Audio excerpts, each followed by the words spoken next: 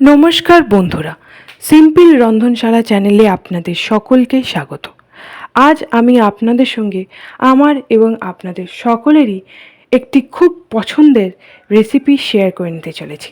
চিংড়ি মাছ আমরা সকলেই খেতে পছন্দ করি এবং চিংড়ি মাছের মালাইকারিও খুব সহজে কিভাবে অত্যন্ত কম সময়ে মাত্র কয়েকটা উপকরণ দিয়ে বানানো যায়, যার স্বাদ হবে একেবারে দোকানের মতো বা অনুষ্ঠান বাড়ির মতো, সেই রেসিপি আজ আমি আপনাদের সঙ্গে শেয়ার করে নিতে চলেছি। আর রেসিপিটা কেমন লাগলো সেটা আমাদেরকে কমেন্ট করে জানান। ভালো লাগলে আমাদের সিম্পল রন্ধনশালা চ্যানেলটিকে সাবস্ক্রাইব করে দেন। চলুন বন্ধুরা, দেখে নিই চিংড়ি মাছের মালাইকারি কীভাবে রান্না করব এবং এটা রান্না করার জন্য কি কি লাগছে। এই রেসিপিটা বানানোর জন্য প্রথমেই আমি একটি নারকেল খুব ভালো করে কুড়িয়ে নিয়েছি।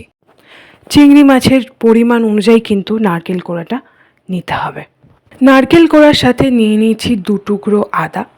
আদা এখানে আমি 50 গ্রাম নিয়ে নিয়েছি। এর সাথে নিচ্ছি পেঁয়াজ কুচি, 2টো মাঝারি আকারের পেঁয়াজ খুব ভালো করে কুচিয়ে নিয়েছি। এবার এই পেঁয়াজ কুচিটাকে আমি খুব ভালো করে পেস্ট বানিয়ে নেব। আদাটাকে খুব ভালো করে মিহি করে বেটে নিয়েছি। যেহেতু খুব বেশি মশলা দেব না চিংড়ি মাছের মালাইকারিতে, তাই এখানে আমি অল্প পরিমাণে আদা নিয়ে নিয়েছি এবং তার সাথে নিয়ে নিয়েছি 2টো মাঝারি সাইজের পেঁয়াজটাকেও খুব ভালো করে বেটে নিয়েছি। এবার একটি পাত্রে কিছুটা পরিমাণে গরম জল নিয়ে নিয়েছি। এখানে উষ্ণ গরম জল নিয়েছি। এতে আমি সামান্য পরিমাণে নুনও দিয়ে দিয়েছিলাম। এরপর এই উষ্ণ গরম জলে নারকেল কোড়াগুলো দিয়ে দেব। নারকেল কোড়াটা দেওয়ার পর এটিকে কিছুক্ষণ এভাবে চাপা দিয়ে রাখতে হবে। এভাবে রাখলে কিন্তু নারকেল কোড়া থেকে নারকেলের দুধটা আমরা খুব ভালোভাবে বের করে নিতে পারবো। তো এভাবে খুব ভালো করে মিশিয়ে দেব এবং কিছুক্ষণ এটাকে চাপা দিয়ে রেখে দেব। চিংড়ি মাছের মালাইকারি বানানোর জন্য এবার একটা বাটা মশলা বানিয়ে নেব। বাটা মশলার জন্য প্রথমে আমি কিছুটা পরিমাণে সাদা সর্ষে নিয়ে নিয়েছি, তার সাথে নিয়ে নিয়েছি 7টা কাজু বাদাম, এর সাথে দিয়ে দিচ্ছি কিছুটা পরিমাণে পোস্ত এখানে 50 গ্রাম দিয়েছি। চিংড়ি মাছের পরিমাণ অনুযায়ী কিন্তু এই মশলাটা তৈরি করে নিতে হবে। সমস্ত মশলা অর্থাৎ কাজু বাদাম, সর্ষে এবং পোস্তটাকে কিন্তু খুব ভালো করে মিহি করে বেটে নিতে হবে। মনে রাখবেন বন্ধুরা, সর্ষের পরিমাণ যতটা দেবেন তার থেকে কিন্তু পোস্তর পরিমাণটা বেশি দেবেন। এভাবেই আমি মশলাটাকে খুব ভালো করে মিহি করে বেটে নেব। খুব ভালো করে মশলাটা বেটে নিয়েছি, অর্থাৎ বাটা মশলা তৈরি হয়ে গেছে। এতে এবার আমি কিছুটা পরিমাণে টক দই দিয়ে দেব। আমি এখানে 150 পরিমাণ টক দই দিয়ে দিয়েছি।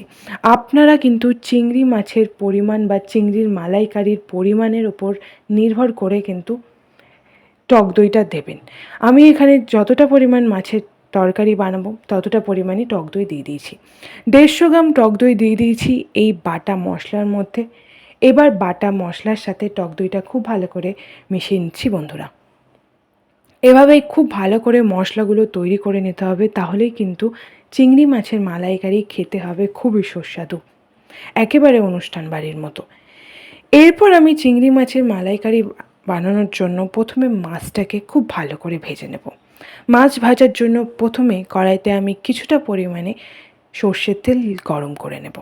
মাছটাকে আমি আগে থেকেই কেটে খুব ভালো করে ধুয়ে নিয়েছি। তেল গরম হয়ে গেছে। এরপর আমি চিংড়ি মাছগুলো একে একে দিয়ে দেব। আমি এখানে 500 গ্রাম চিংড়ি নিয়েছি এবং সেই অনুযায়ী কিন্তু সমস্ত মশলাগুলো মেপে নিয়েছি। আপনারাও কিন্তু তাই করবেন। গরম তেলে চিংড়ি মাছগুলো হালকা করে ভেজে নেব। চিংড়ি মাছগুলো যাতে ভেঙে না যায় তার জন্য আমি চিংড়ি মাছে কাঠি লাগিয়ে নিয়েছি। আপনারাও কিন্তু এভাবেই করবেন।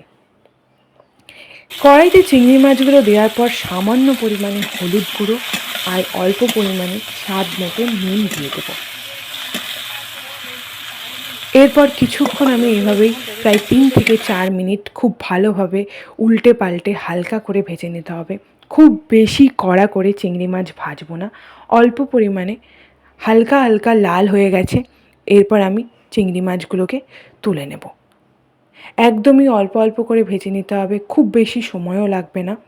চিংড়ি মাছগুলো ভাজা হয়ে গেছে এবং দেখুন বন্ধুরা, স্টিক বা কাঠি দেওয়ার জন্য কিন্তু একটাও ভাঙেনি।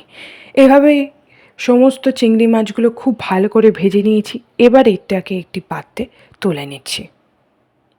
এভাবে ওই তেলেই আমি আরও কিছুটা পরিমাণে সর্ষের তেল দিয়ে দেব। তেলটা গরম হয়ে গেলেই আমি পেঁয়াজ বাটা বা পেঁয়াজের যে পেস্ট করে নিয়েছিলাম সেটা দিয়ে দেব। এভাবেই পেঁয়াজ বাটাটাকে কিন্তু খুব ভালো করে কষিয়ে নিতে হবে। প্রায় 3 থেকে 4 মিনিট পেঁয়াজ বাটাটা খুব ভালো করে কষাতে হবে। এরপর আমি যে নারকেলটা গরম জলে ভিজিয়ে রেখেছিলাম সেই কোরানো নারকেল থেকে আমি দুধটা নিংড়ে নেব। দেখুন বন্ধুরা, খুব সহজেই কিন্তু দুধটা খুব ভালো করে আমি ছেঁকে নিতে পারছি।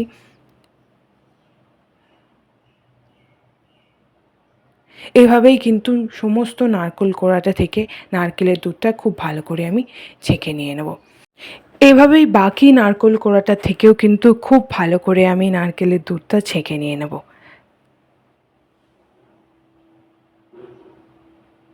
এইভাবে নারকেলের দুধটা নিয়ে নিলে কিন্তু এটা খেতেও হবে খুবই ভালো এবং চিংড়ি মাছের মালাইকারির টেস্টটা হবে খুব বেশি।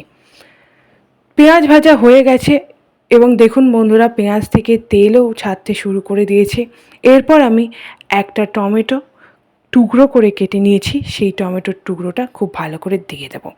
টমেটোর টুকরো দেওয়ার পরে কিন্তু বেশ ভালো করে কষিয়ে নিতে হবে। এর সাথে আরও কয়েকটা মশলা দিয়ে দিচ্ছি। প্রথমেই দিয়ে দিচ্ছি হাফ চামচ আদা বাটা।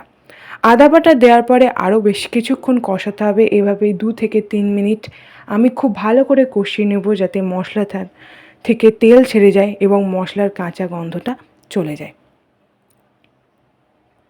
এভাবে খুব ভালো করে কষিয়ে নিচ্ছি এবং এই সময় গ্যাসের ফ্লেমটা মিডিয়াম থেকে লোয়ে থাকবে, খুব বেশি হাই ফ্লেমে থাকবে না।